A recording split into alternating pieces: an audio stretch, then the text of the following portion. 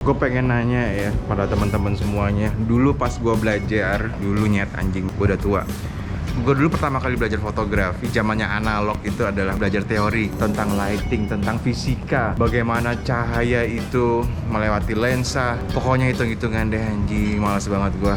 Teori itu adalah penting, apalagi sekarang zaman digital. Gue mau bertanya nih, sekarang banyak sekali teman-teman yang langsung bisa motretnya keren-keren, bagus-bagus dengan segala fasilitas yang ada. Pada saat lo motret, lo langsung bisa lihat hasilnya. Kemudian kalau misalkan salah, di delete. Gue baru mau bertanya ke anak gue, mereka belajarnya bagaimana ya? Mereka kehilangan apa dan apa yang mereka dapatkan? Gue tidak mengatakan bahwa generasi sekarang, generasi instan itu adalah generasi yang kalah, tidak. Tetapi gue pengen tahu bagaimana cara mereka belajar, sehingga kita semua, teman-teman semua di situ tahu bagaimana tentang proses-prosesnya, sehingga ini menjadi sebuah diskusi yang cukup menarik. Gue terus terang belajar banyak dari kalian, teman-teman yang masih muda, dan gue pengen tahu itu. Dengan apa? Dengan gue bertanya ke anak gue yang baru kuliah di sekolah desain fashion. Oke? Sometimes you thought you're a visual learner, but you're actually not once you get a theoretical studies, karena itu ngegampangin pas saat explore. Jadi kayak dikasih jalan cepatnya gitu loh, kayak when you already know the physics of lights, it's just embedded in you to know how the lights would turn out if you put it on this pointer, you know it. Teori itu penting apa enggak? Penting banget. Menurutku sangat penting sih. Dia tahu landasannya sebenarnya. Gitu. Bekal bener. Bekal. Makan dulu guys, penting banget sih, Beneran? penting. Ya, kita kalau nggak tahu teorinya nggak bisa apa-apa dong. Untuk mendapatkan hasil yang luar biasa itu ada tekniknya. Apa sih yang kamu lihat tentang bagaimana Bapak belajar dan anak-anak sekarang, terutama kayak kamu deh, mencermin kamu bagaimana dengan segala informasi yang bisa kamu dapat? Well, perbedaannya sih mungkin dengan akses yang kita punya. It's so much versatile, it's everywhere, it's easy to get. Kayak di mana-mana udah gampang lah. Dan apa yang itu yang membuat kamu seperti apa? Menggampangkan?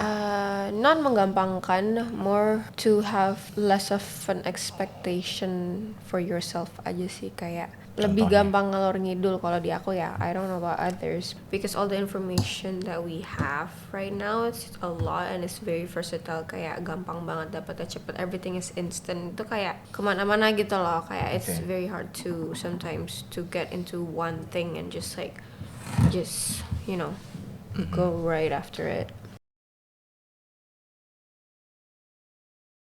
Sometimes aku tuh malah kalau misalnya mau nge-search kayak places to go, itu bukan Google lagi, ya TikTok. Karena kayak you can see so much from it gitu loh. Kayak easy, quick, langsung ada gitu. Jadi Iya benar juga sih. iya, dan maksud aku kayak mau tutorial apa gitu. Karena kan aku udah tahu dasar-dasar masak seperti apa. Aku udah lihat nih bumbunya ini. Aku tuh udah tahu gitu loh, maksudnya kayak. So I use TikTok a lot, not only from like the scrolling, tapi kayak for searching as well for what I want to know. Like last Christmas, I know the recipe for like cream spinach, cream corn, and all that macaroni scotto ya from TikTok. TikTok.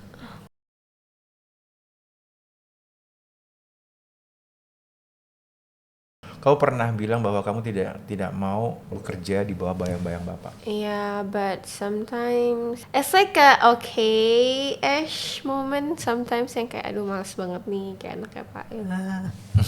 Kayak so annoying. Terus tapi sometimes juga yang kayak I do get privilege. Kayak of course privilege is well yeah, sometimes itu dia ngegampangin dan hal yang kayak gitu. Cuma kayak there are positive part of being your daughter, but there are also negative stuff. It's not like fully I don't want to be on your shadow, karena udah pasti itu pasti udah akan selalu ada, gue udah bodo amat. Terus cuman kayak kadang kesel aja, kayak apa pikiran sendiri sih, lebih yang ke kayak insecure sendiri aja. Cuma kalau dia under your bayang-bayang, I don't feel like it's a big deal, karena kayak I don't think they would.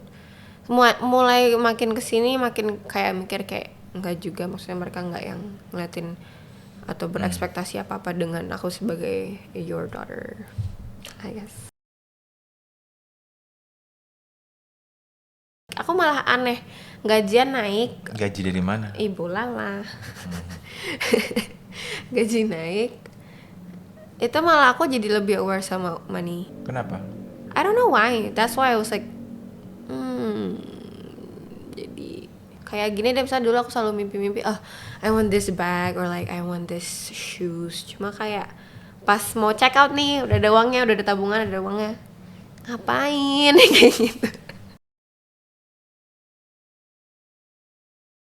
Kebanyakan anak-anak sekarang itu adalah mereka membuat sesuatu tapi mereka tidak mengekspos itu ke orang lain karena mereka merasa insecure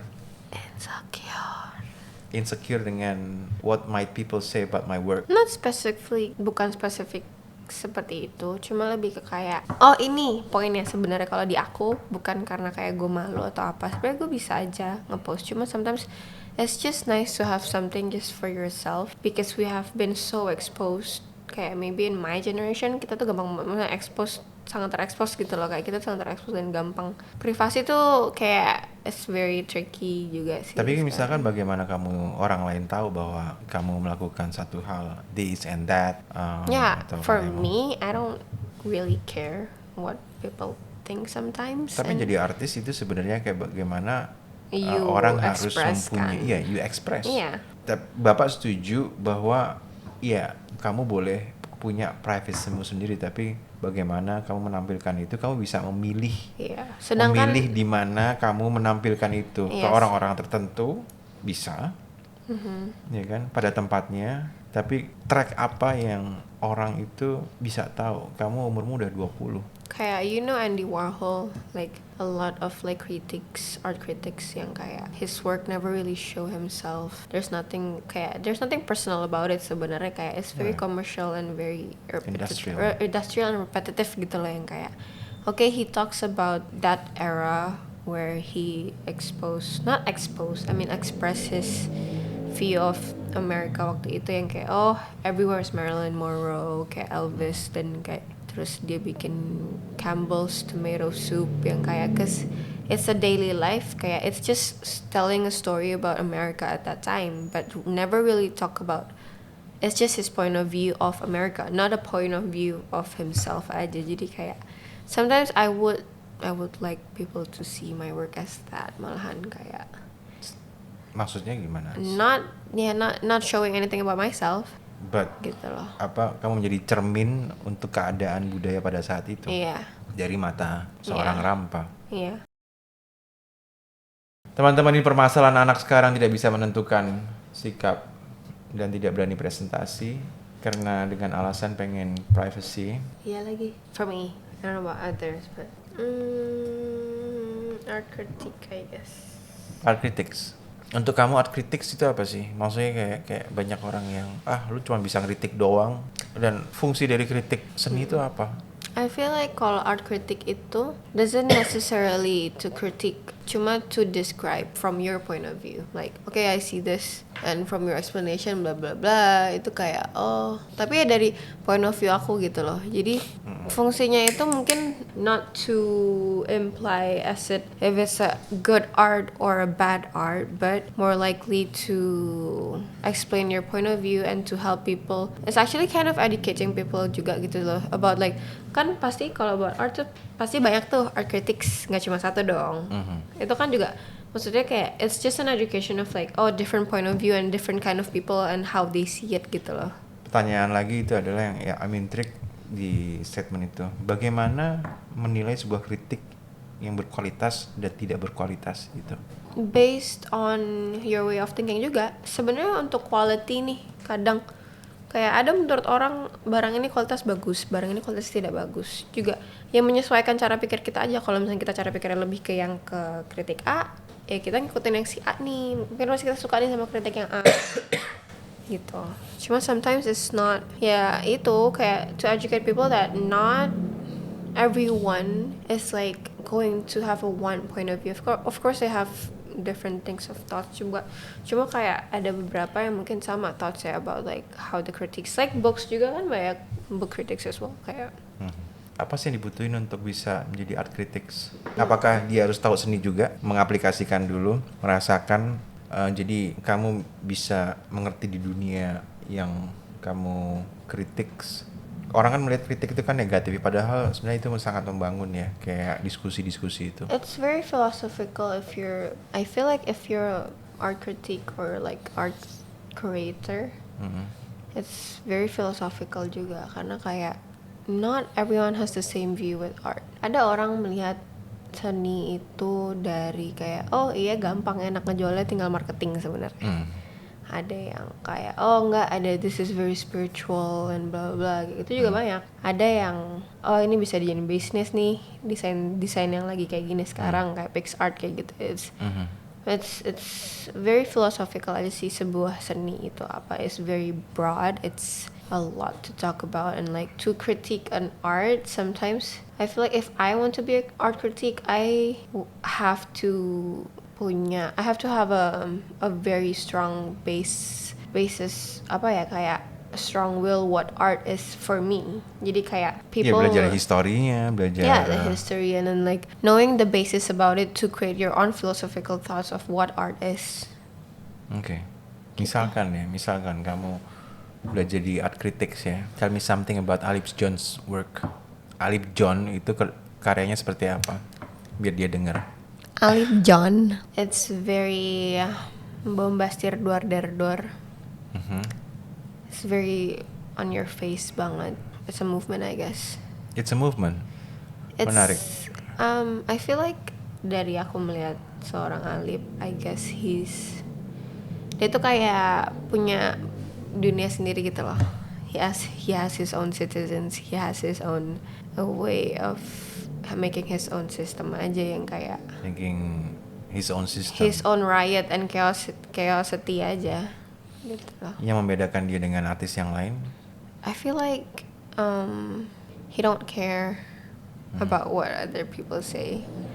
Yeah. Although of course he do care like sometimes kayak dia lebih aku tuh mungkin ngebacanya ya ini aku nggak tahu ya aku ngebaca itu kayak dia lebih itu cara dia untuk ya udah terusin jalan satu tapi sebenarnya so much going on in his head aja itu kayak cara pelampiasannya dan yang kayak itu his way of applicationnya kayak gitu.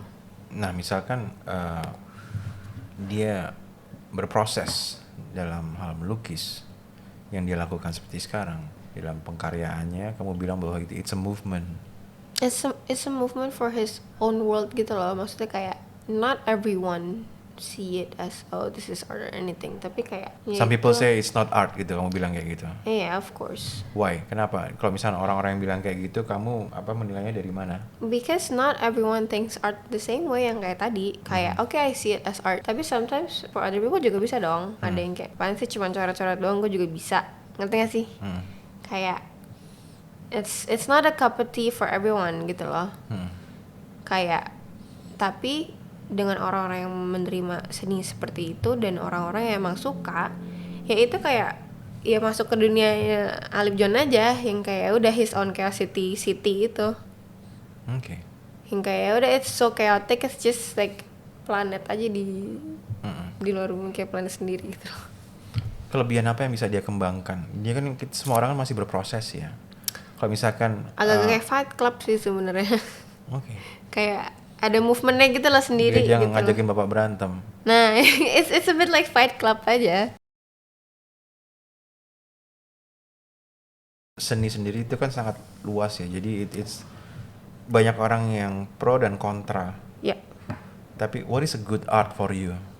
for me a good art it's actually not about the process of the making. Of course, it's always about the process of making the art itself, but it's the process of your thinking and how you not applicationnya seperti apa, but more likely to cara lo berpikir dan membuat kenapanya yang kayak telling the story about it and like how basically ya, sematang apa sih ide lo dengan art ini. Oke, matang lo ide lo tapi kayak gimana Alip John lo udah matang belum? tapi ada beberapa karya dia yang matang sih, Ada yang enggak juga artinya. ada yang enggak. It's like very instant aja dari Does it matter? no Doesn't matter. doesn't matter. Kayak I like his work yang dari bla bla bla gitu. Kayak cause it looks nice. Like people also buy it because it looks nice in their room or in their cafe. Kayak other whole way of thinking juga sih about it. Kalau kamu menulis tentang Alip John, apa yang akan kamu angkat? Dan bagaimana meningkatkan kedewasaan dia, butuh apa nggak? Atau dia biarkan menjadi anak kecil yang dar-der-dor? It's fine to be dar-der-dor. I don't think it's anak kecil deh. Karena sometimes people, ya itu cara mereka. Cuma lebih ke gimana lo menceritakan itu. Kayak oke, lo udah jadi nih karya lo. Cuma kayak misalkan lo nimpa karya sebelumnya gitu, terus lo timpa lagi. Itu kan ada kenapanya. Nah, awal mula kenapanya itu seperti apa? Terus kenapa kamu bisa berpikir kenapa? Yang seharusnya itu tidak harus dikenapakan. I don't know how to say it. It's just like theory of your knowledge aja. Kayak sometimes misalnya aku nanya, aku pernah sempet nanya, cuman dia tuh kayak bingung sendiri gitu loh untuk kayak menjelaskannya. Dan itu Siapa dia? Iya, Om Alip. Iya. Kayak ya karena ini aja atau apa gitu loh. Kadang kalau untuk to be very deep and like I've never had that belum pernah ngobrol sampai sejauh itu sih sama Would you do it pada saat dia minta? Yeah, I would. Oke. Tapi ya dia harus nurut. Tapi kalau gue nggak asik, nggak seru atau nggak fun gitu, gue tinggal sih, gue cabut, gue nggak gue dengerin. Aduh, gimana ya? Aduh. Keoriginalan. Yang apa ya? Gampang jawabannya, originalitas tai. Yang dari otak kita sendiri nemu original. Keaslian ya.